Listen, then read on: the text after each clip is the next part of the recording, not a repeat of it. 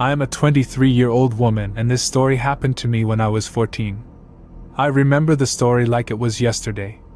I used to walk to this antique shop in my town often with my friends or by myself. On this day, I went to the antique shop by myself. The antique shop's bell jingled as I stepped inside, greeted by the musty scent of history. My eyes immediately fell upon a vintage doll, its porcelain face frozen in a hauntingly serene expression. The shopkeeper, an old man with a knowing glint in his eyes, warned me of its dark past, a tale of curses and vengeful spirits. Ignoring the ominous atmosphere, I left with the doll, unaware that its presence would soon infiltrate every corner of my life. As night descended, the air in my home thickened with an otherworldly tension. The doll, perched on an antique rocking chair, seemed to radiate a spectral energy. I dismissed the subtle shivers crawling up my spine, attributing them to an overactive imagination. One evening, the room plunged into an unnatural darkness.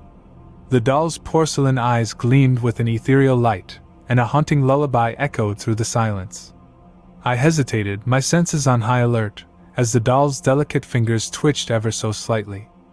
The next morning, I found the doll in a different room, its gaze fixed upon me as though it had witnessed my restless night.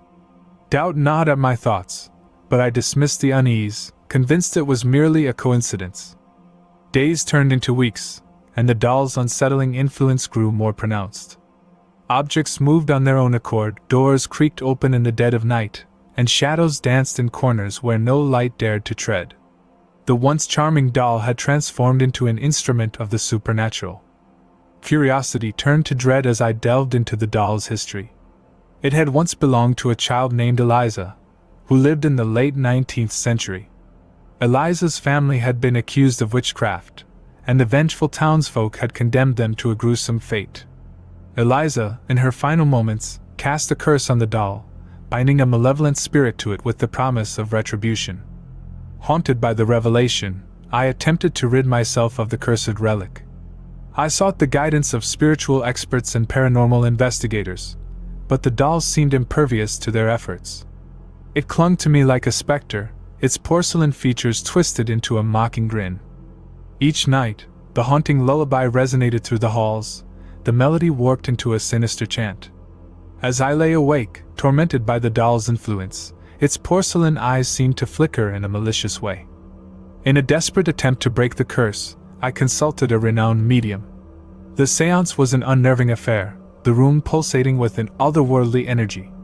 The medium, guided by unseen forces, spoke of Eliza's torment and the doll's insatiable hunger for retribution. As the séance reached its climax, the doll levitated, its porcelain features contorting into a grotesque mask of rage. The medium, now drained and pale, warned me that breaking the curse required a sacrifice, an offering to appease the vengeful spirit trapped within the doll. The room fell silent, the weight of an ancient curse pressing down on my shoulders. Compelled by a relentless force, I ventured into the heart of the forest at midnight, clutching the doll in trembling hands. Moonlight filtered through the trees as I reached an ancient, forgotten altar, the very site where Eliza and her family had met their tragic end. As I placed the doll on the altar, the wind whispered through the trees, carrying the anguished cries of the long departed. The forest came alive with unseen entities, and the doll's porcelain eyes gleamed with an eerie anticipation. In a final act of desperation, I offered a heartfelt apology to Eliza's tormented spirit, pleading for forgiveness. The moon hung low in the sky as the forest fell into an unnatural stillness. The doll, bathed in an ethereal glow, slowly descended to the altar, its malevolent aura dissipating into the night. The following morning, I awoke in the forest, the doll nowhere to be seen. The cursed relic had vanished, and a heavy silence lingered in the air. The once haunted rocking chair stood empty in the corner, a silent testimony to the journey that had unfolded within those walls. Haunted by the harrowing experience, I returned to my now eerily tranquil home. The malevolent doll had been appeased, its vengeful spirit finding solace in the ancient forest. As the years passed, the memory of the cursed relic became a chilling reminder that some artifacts carry with them the weight of untold horrors, a cautionary tale for those who dare to awaken the dormant spirits that dwell in the shadows of the past.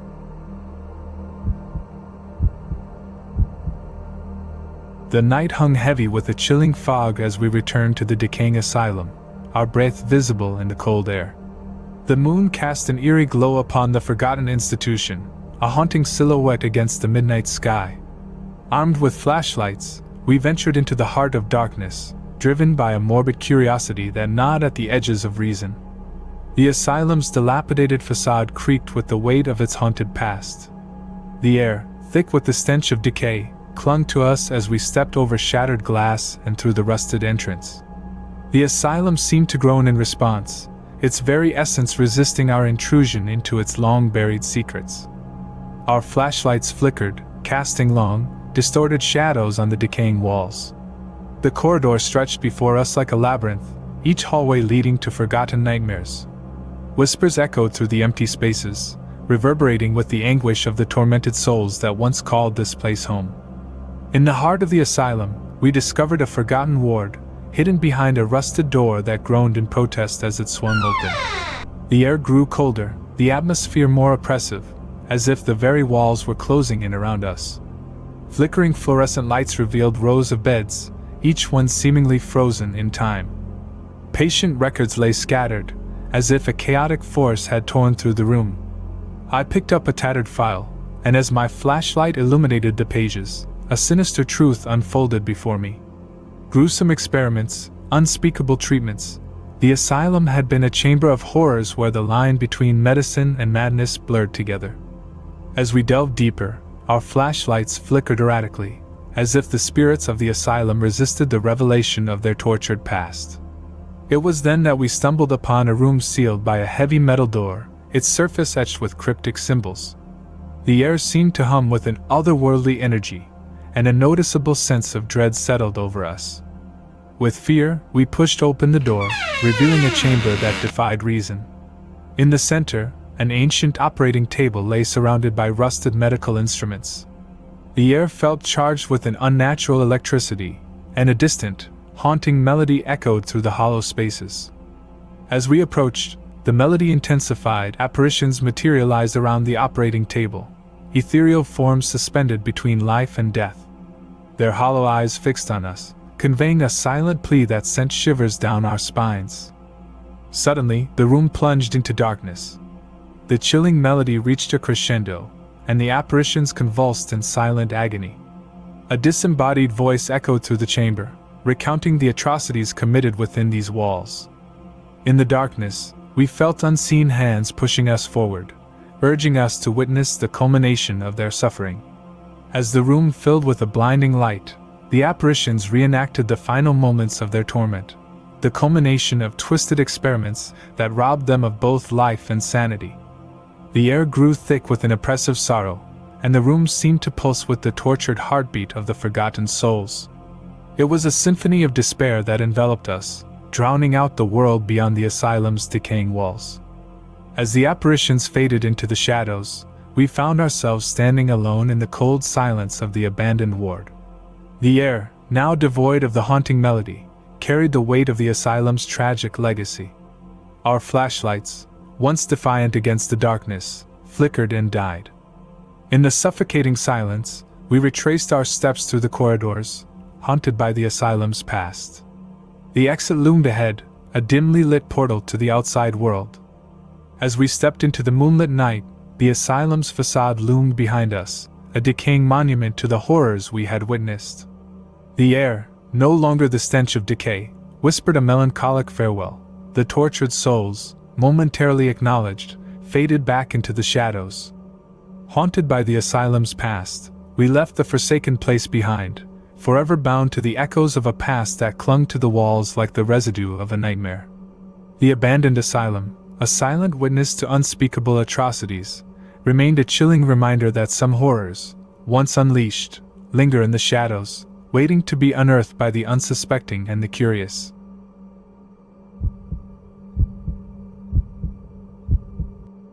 The abandoned hospital stood like a silent sentinel, its weathered facade concealing the secrets of another era. Drawn by morbid curiosity, we ventured into its echoing corridors, the air thick with the weight of forgotten memories. As we explored the decaying structure, a mysterious force guided us to a door obscured by time. Pushing the door open, we stepped into a surreal world frozen by tragedy, a forgotten children's ward. Dilapidated cribs lined the room, covered in dust and draped with tattered blankets. Faded teddy bears sat sentinel on the windowsills, their glass eyes reflecting the gloom that permeated the space. The air grew colder as we delved deeper into the ward. A faint melody, reminiscent of a lullaby, echoed through the corridor, sending shivers down our spines. The ethereal sound seemed to emanate from a cracked music box on a rusted nightstand. Drawn to the haunting melody, we discovered an open door leading to a playroom. Faded alphabet blocks lay scattered on the floor, and crayon drawings adorned the peeling wallpaper. The spectral laughter of children echoed, though no living soul graced the room.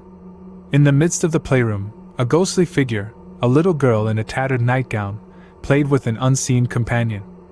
The ghostly child turned toward us, her eyes hollow yet pleading. As if reliving the past, she beckoned us to follow. Unable to resist the pull of the supernatural, we trailed behind her through the twisting corridors, the atmosphere heavy with the weight of unseen sorrow. The ghostly child led us to a small room at the end of a dimly lit hallway. The air inside grew thick with a sense of sadness, and on a small bed lay a faded photograph. The spectral child pointed to the picture, a group of innocent faces frozen in time, their eyes betraying the pain of untold stories. In a nearby drawer, we discovered a dusty journal filled with the heart-wrenching accounts of a nurse who had worked in the children's ward. The entries spoke of a forgotten epidemic that claimed the lives of the innocent. The hospital staff, overwhelmed by the sheer number of young patients, had hastily buried the bodies in unmarked graves. As we read the nurse's words, the room began to resonate with the anguished cries of the children who had perished.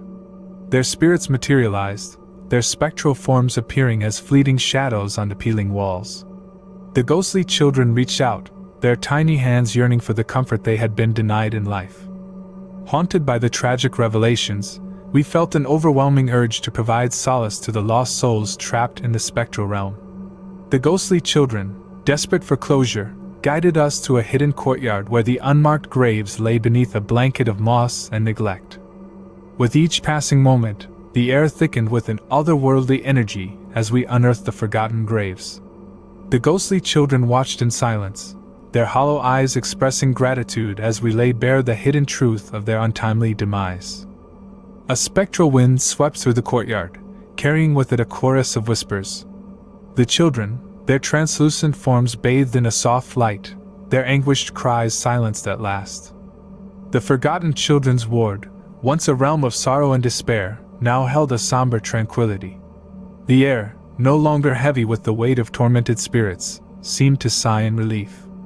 With a heavy heart, we exited the hospital, leaving behind the memories of the lost children, forever grateful for the chance to bring peace to the innocents who had been forsaken by the passage of time.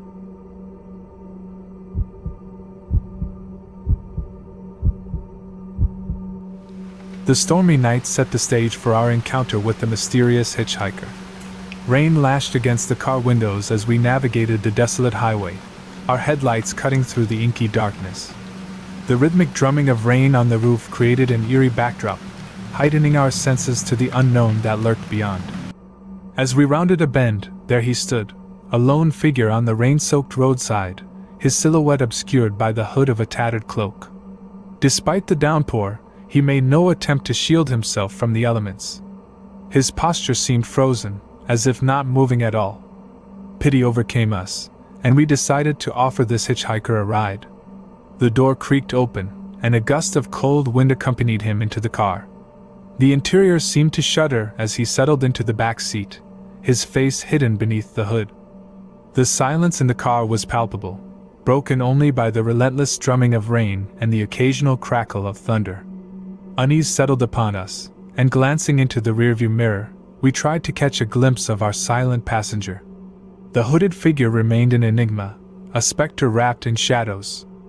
As we approached what seemed to be his destination, the hitchhiker's voice emerged from the void beneath the hood, a low murmur that resonated with a haunting quality. "This is where I get off," he uttered, and the words hung in the air, heavy with an unspoken mystery. We pulled over, and the hitchhiker, without a word of gratitude, opened the door and stepped out into the storm. The rain seemed to part around him, creating an ethereal halo in the darkness. As we watched, he walked towards an old, dilapidated bridge disappearing into the fog. Curiosity getting the better of us, we decided to follow, the car engine idling as we braved the tempest outside. The bridge creaked underfoot, and the world beyond the railing vanished into the mist. The hitchhiker stood at the edge, facing the invisible expanse with an air of solemnity. Suddenly, he turned towards us, his hood falling back to reveal a face frozen in time. Hollow eyes, void of life, stared into our souls. The air turned ice-cold, and a spectral wind swept through the bridge, carrying with it a chorus of disembodied voices. The realization struck us like a bolt of lightning. This was no ordinary hitchhiker. He was trapped between worlds, seeking solace in the living. The storm that raged around us mirrored the hitchhiker's eternal existence. The hitchhiker, it seemed, was a spectral guide leading us through the haunted corridors of his tragic past. The atmosphere became suffocating. The bridge seemed to stretch into infinity, each step taking us deeper into another world. Desperation gripped us, and we pleaded with the phantom hitchhiker for release. His response echoed through the spectral chorus, a mournful lament that reverberated with centuries of sorrow. The bridge trembled beneath our feet, and the mist enveloped us, carrying the weight of the departed. In a flash, we found ourselves back in the car, the storm now subsided. The bridge, once a gateway to the afterlife, had vanished into the night. The spectral hitchhiker, a mere memory etched into the fabric of the haunted highway. As we drove away, the gravity of the encounter sank in. The phantom hitchhiker had granted us passage into a realm where the living and the dead intertwined. His silent plea for understanding echoed in our minds, a haunting reminder that some spirits are destined to wander the roads of the afterlife, seeking solace in the brief encounters with the living. The haunted highway, now etched into our memories, became a chilling testament to the lingering mysteries that lurk in the shadows of the unknown.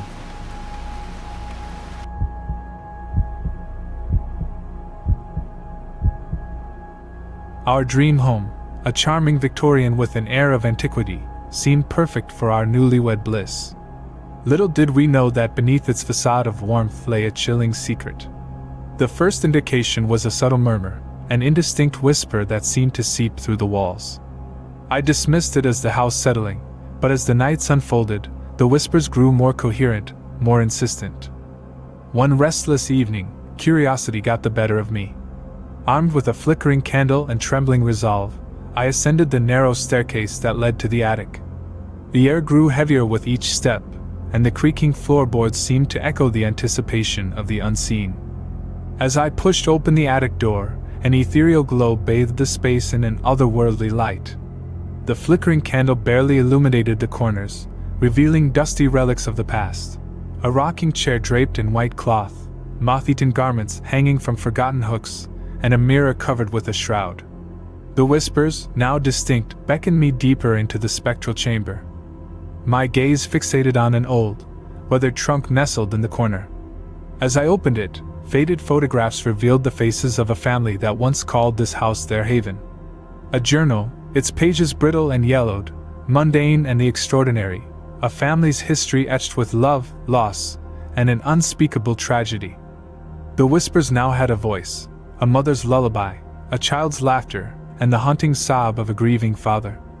The attic had become a vessel for the residual emotions of those who had lived and perished within these walls. They longed to share their untold stories, and I, unwittingly, had become their audience.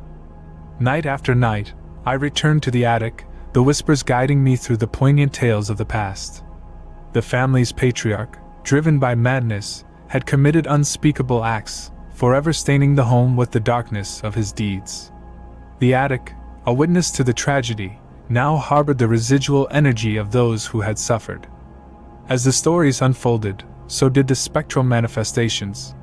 Shadows danced in the periphery of my vision, and faint apparitions materialized, reenacting moments of joy and despair. The rocking chair swayed on its own, echoing the mournful rhythm of a grieving mother.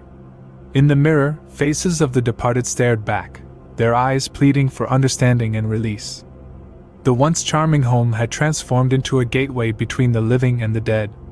The whispers grew louder, no longer confined to the attic. They echoed through the halls, reverberating in every corner, and seeping into our dreams. My partner, initially skeptical, began to feel the spectral presence, the weight of unseen eyes watching our every move. Desperation set in as we sought a way to liberate the trapped spirits. Research into the family's history led us to a forgotten ritual, a cathartic release for the tormented souls. As the clock struck midnight, we stood in the attic, surrounded by the echoes of the past. The whispers reached a crescendo, and the air crackled with energy. With trembling hands, we recited the ritual, a solemn plea for forgiveness and redemption. The attic trembled as if the house itself mourned the tragedies it had witnessed. As the last words escaped our lips, a blinding light enveloped the space, and a chilling wind swept through the room. The whispers ceased, replaced by a serene stillness. The attic, once a chamber of sorrow, now exuded a sense of calm. The family's apparitions faded into the light, their faces etched with gratitude. We had become conduits for their redemption, and in that moment, the spectral ties binding them to the mortal realm were severed. Our home, no longer haunted by the weight of the past, embraced us with newfound warmth. The whispers had finally found peace, and we, the unwitting listeners, became the architects of a spectral reconciliation. Yet, as we basked in the serenity of our reclaimed abode, a subtle murmur lingered, a gentle reminder that some tales, once told, are never truly forgotten.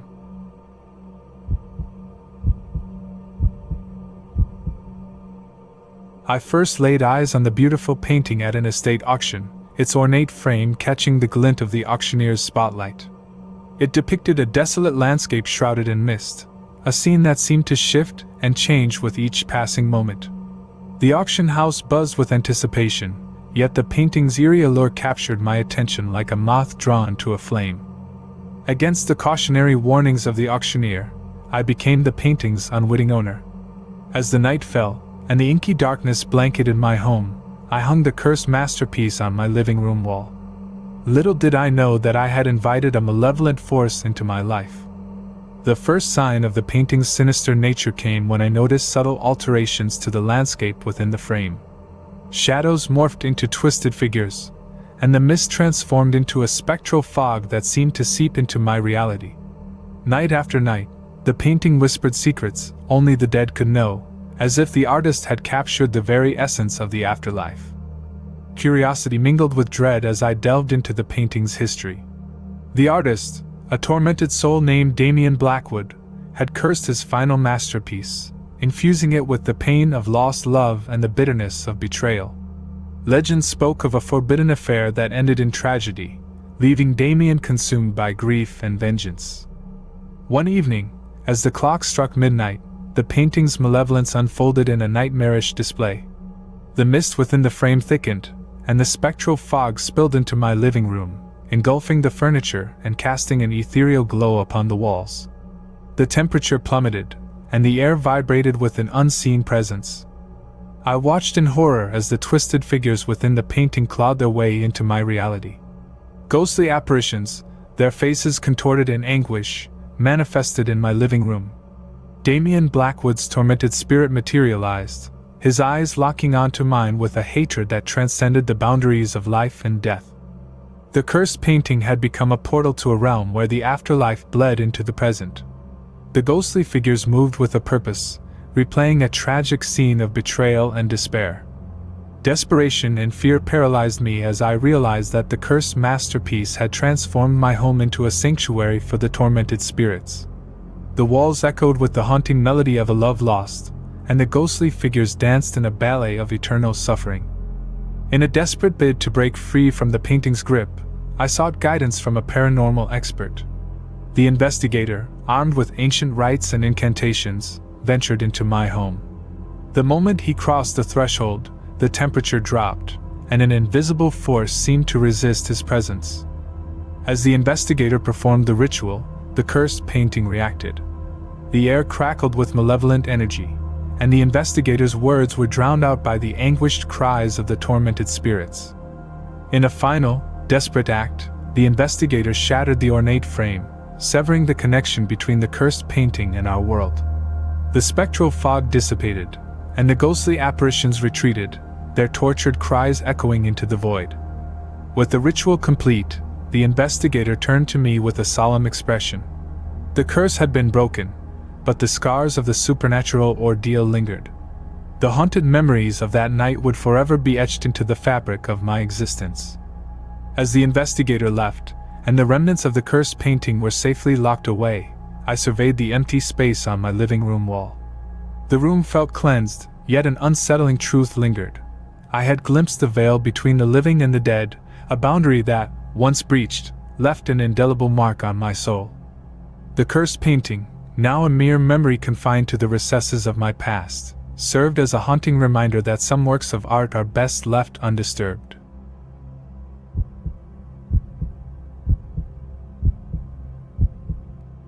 The old mansion stood on the edge of town, its time-worn facade revealing centuries of secrets. It was a legacy, a family estate passed down through generations. When news of a distant relative's passing reached me, I found myself the unexpected heir to this ancient abode. Eager to explore my newfound inheritance, I arrived at the mansion, a grand structure that seemed to loom ominously against the twilight sky. As I stepped through the grand entrance, the air within felt thick with history. Flickering candles cast elongated shadows on the ornate wallpaper, and the floors creaked beneath my hesitant footsteps. The mansion's grand hall, adorned with age-stained tapestries, led me deeper into its corridors. Amidst the rich tapestry of family history, there was one element that stood out, an unsettling portrait that dominated the wall. The patriarch of the family, his piercing eyes locked onto mine, seemed to harbor a centuries-old grudge.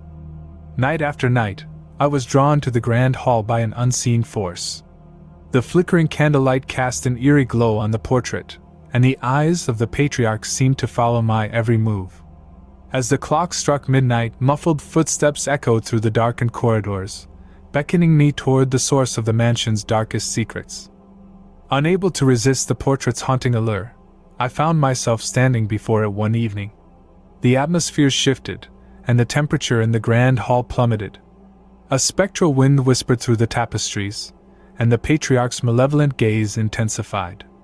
With a sense of foreboding, I realized that this portrait held a power beyond the strokes of the artist's brush. It was a conduit to the supernatural. The air thickened with an unseen tension as the patriarch's lips curled into a sinister smile. A voice carried by the spectral wind spoke of a family betrayed and a legacy tainted by malevolence. The family portrayed in the portrait had suffered a tragedy that transcended the boundaries of life and death, and I, as the unwitting heir, became entwined in their spectral tale. Night after night, the spectral family tormented my waking hours and invaded my dreams. The grand hall transformed into a spectral battleground, and the portrait became a portal to a realm where the living and the dead converged in a dance of vengeance. The mansion became a prison of the supernatural, its walls echoing with the anguished cries of those who sought retribution. In a climactic encounter, the ghostly family sought to reveal the truth behind their tragedy. The patriarch's accusatory gaze bore into my soul as the tapestries unraveled, exposing the dark secrets that stained the family's history. The mansion itself seemed to groan in protest, its time-worn structure quivering with the weight of centuries-old sins. As the night reached its darkest hour, a supernatural tempest engulfed the grand hall. Shadows writhed, and the patriarch's spectral figure levitated before me. The accusing whispers of the family crescendoed into a haunting chorus, each word laden with the bitterness of betrayal. With a surge of spectral energy, the patriarch's ghostly form dissipated, and the mansion fell silent. The once grand hall returned to a state of eerie calm, the portrait now depicting a tranquil family frozen in time. Yet, the residual unease lingered, a reminder that some malevolent forces could never truly be laid to rest. Haunted by the memory of the spectral encounter, I made the decision to leave the mansion behind. As I stepped into the moonlit night, the grand structure loomed ominously behind me. The portrait, now devoid of its supernatural influence, seemed to watch in silent resignation. The tale of the unsettling portrait, a chronicle of family betrayal and spectral revenge, became a chilling chapter in the mansion's history. Even as I left the estate, the patriarch's accusing gaze seemed to follow, a spectral reminder that some legacies are best left undisturbed.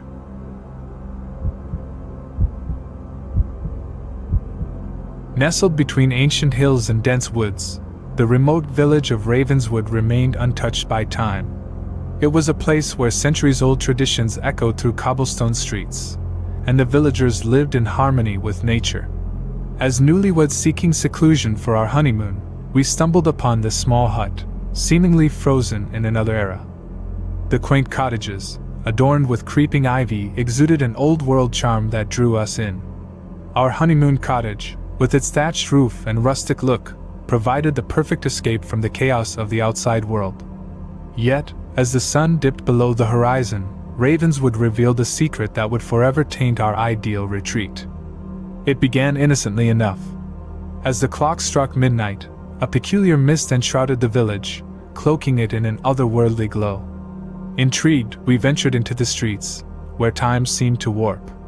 The cobbled paths led us deeper into a labyrinth of history, revealing the village's hidden secret, a sinister time loop that played out a tragic event each night. In the heart of Ravenswood, an ancient oak stood sentinel over a forgotten well. As the village vanished into the mist, ghostly apparitions materialized. Spectral figures replayed their final moments, trapped in a perpetual dance with the past. It was a haunting spectacle, one that bound us to the village's tragic history. As we delved into the village's archives, we uncovered a tale of forbidden love and a curse that condemned Ravenswood to relive its darkest hour. Generations ago, a forbidden affair had torn the fabric of the tight-knit community. A villager, scorned by the revelation, invoked an ancient curse, trapping the village in a never-ending cycle of despair.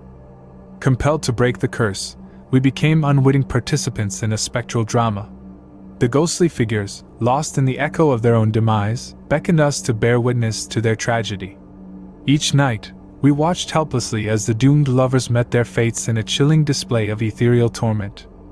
Determined to free Ravenswood from its spectral shackles, we sought guidance from the village elder, a weathered figure with eyes that held the weight of centuries. In a hushed tone, the elder recounted the curse's origins and revealed the only way to break its hold. We had to unearth an ancient artifact hidden deep within the village, the cursed amulet that fueled the spectral loop. As the village vanished into the nightly mist, we embarked on a treacherous quest. The cobblestone paths twisted and turned, leading us to forgotten corners where the shadows whispered tales of betrayal. The air grew thick with an otherworldly tension as we neared the well at the heart of the village.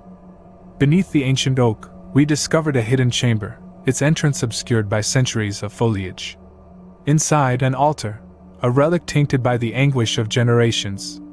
The moment our hands touched the artifact, the temperature plummeted, and the ghostly figures intensified their desperate wails. Unbeknownst to us, the curse fought back.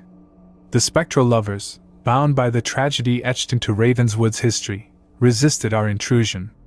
Shadows coalesced into sinister forms, clawing at our sanity. The air crackled with malevolence, as the village itself seemed to rebel against our efforts.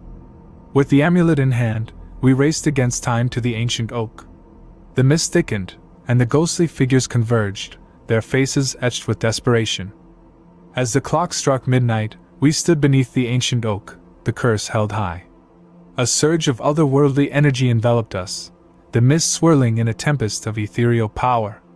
The ghostly figures, once trapped in perpetual sorrow, began to fade, their anguished cries echoing through the vanishing village. In the eerie silence that followed, Ravenswood emerged from the mist, unchanged but liberated. The curse had been broken, and the village was released from the shackles of its haunted history. The ancient oak stood silent witness to the night's events, and the villagers, now freed spirits, offered a silent acknowledgement before dissipating into the night. As dawn broke over Ravenswood, we stood in the empty streets, the echoes of the past replaced by the serenity of a village reborn. The thatched cottages and cobblestone paths bore no trace of the spectral drama that had unfolded night after night.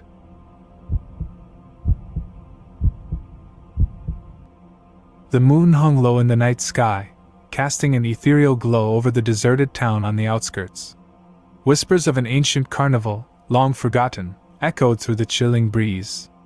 Drawn by an unseen force, I ventured toward the outskirts, where a dilapidated entrance beckoned me into the realm of the unknown. The carnival materialized through the veil of mist, its skeletal structures looming over me.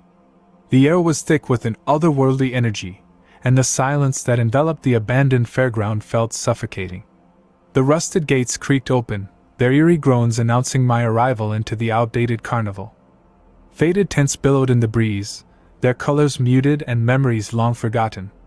Dim lights flickered sporadically, casting eerie shadows that danced across the ghostly canvas.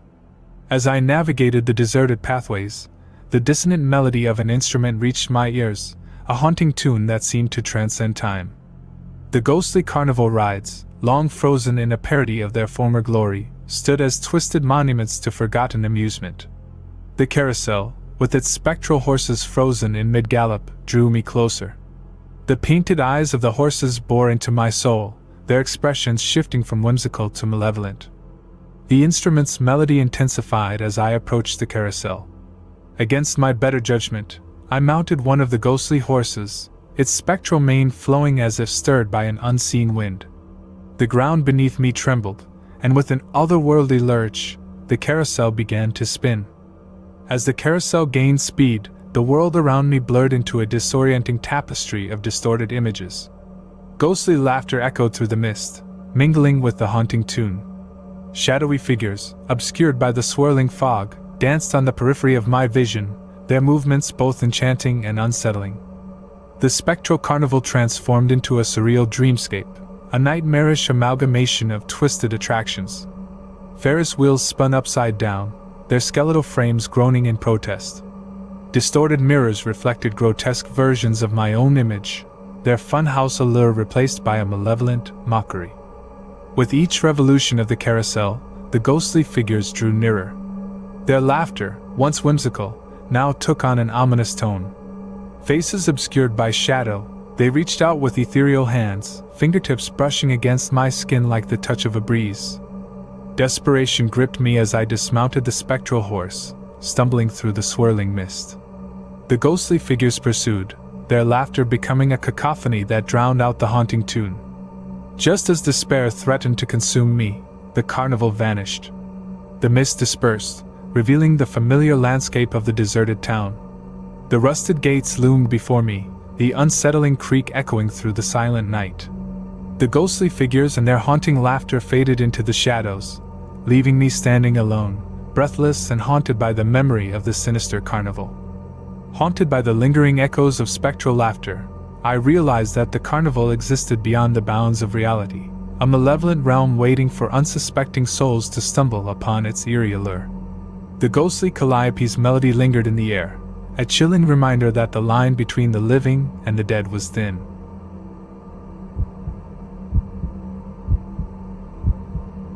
The forest cabin, nestled deep within a thicket of ancient pines, beckoned us with promises of seclusion and serenity.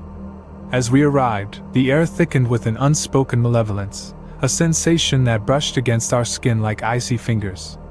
The cabin, rustic and seemingly untouched by time, stood silent against the backdrop of towering trees that whispered secrets in the wind. As night fell, the forest came alive with the crooning of nocturnal creatures. We gathered by the crackling fireplace, the warmth offering a false sense of security. Unbeknownst to us, the walls bore witness to a history stained with dark rituals and forbidden ceremonies. Symbols, etched into the wooden panels, hinted at a past that refused to fade. The first night passed in eerie tranquility, but the subsequent evenings unraveled the cabin's sinister secrets. Objects moved on their own accord, casting shadows that danced menacingly on the walls. A sense of unease settled in, thickening with each passing hour. Unseen forces rearranged furniture while we slept, leaving us to wake in a disorienting landscape. Curiosity mingled with fear, prompting us to delve into the cabin's history. In a hidden compartment beneath the creaky floorboards, we discovered a tattered journal. Its pages recounted tales of an ancient forest cult that once called the cabin home. The cult, obsessed with the forbidden, delved into dark magic that left an indelible mark on the very fabric of the dwelling. The rituals described in the journal were grotesque, a communion with forces beyond comprehension. The cabin had become a conduit for malevolent entities. One evening, driven by an inexplicable force, we ventured into the heart of the forest. Moonlight filtered through the dense canopy, casting an ethereal glow on the gnarled roots that seemed to ride beneath our feet. The air grew heavy, and the forest exhaled a haunting symphony, a chorus of unseen entities lingering on the fringes of perception. In a small clearing, we stumbled upon a weathered stone altar, adorned with the same symbols etched into the cabin's walls. An ancient, gnarled tree loomed overhead, its twisted branches reaching toward the heavens like skeletal fingers. The whispers crescendoed, and shadows coalesced around the altar, taking shape as ethereal figures clad in tattered robes. The forest itself seemed to exhale, releasing the lingering spirits. The apparitions raised their arms in a spectral invocation, and the air pulsed with a malevolent energy. We were trapped in a nightmarish tableau, witnesses to a dark ritual that transcended time. As the ritual reached its climax, the forest erupted in a cacophony of tormented wails. Ghostly figures emerged from the shadows, their faces contorted in eternal agony. The spirits of the cultists, forever bound to the cursed cabin, sought to share their torment with the living. We were entangled in a spectral dance, surrounded by entities that hungered for the warmth of life they could no longer possess. Panicking, we fled the clearing, the chilling whispers pursuing us through the woods. The very trees seemed to conspire against our escape, their branches reaching out like spectral fingers that threatened to ensnare us. The boundary between the living and the dead blurred, and the forest itself became a malevolent entity, a sentient force seeking to imprison us within its haunted embrace. Back in the cabin, the atmosphere had changed. Shadows clung to the walls with an unsettling persistence, and the air crackled with an otherworldly energy. The spirits, having tasted the remnants of the forbidden ritual, had become more tangible, their spectral presence seeping into the very foundation of the cabin. Night after night, we endured the relentless torment. Ghostly figures materialized in the moonlit corners of the room, their mournful gazes fixed upon us. The walls seemed to throb with a heartbeat, a sinister rhythm that echoed the pulse of the ancient forest. Driven to the brink of madness, we devised a desperate plan to break the curse. Armed with knowledge from the journal, we sought to perform a counter-ritual, a desperate plea to sever the ties that bound the cabin to the malevolent forces that lurked within. In a blinding burst of light, the cabin seemed to exhale, the apparitions dispersed like ephemeral mist, their mournful cries fading into the whispering wind. The forest, once a malevolent force, sighed in relief, and the shadows that clung to the walls dissipated like fleeting nightmares. Exhausted and shaken, we emerged from the cabin, the first light of dawn casting a golden glow on the now tranquil forest. The cursed dwelling, having shed its spectral burden, stood silent and seemingly innocent once more. As we left the woods behind, the memory of the sinister forest cabin lingered, a cautionary tale etched into the very fabric of our beings. The ancient pines, now mere sentinels of nature, swayed in the gentle breeze, whispering secrets that only those who had danced with the spectral entities could truly comprehend.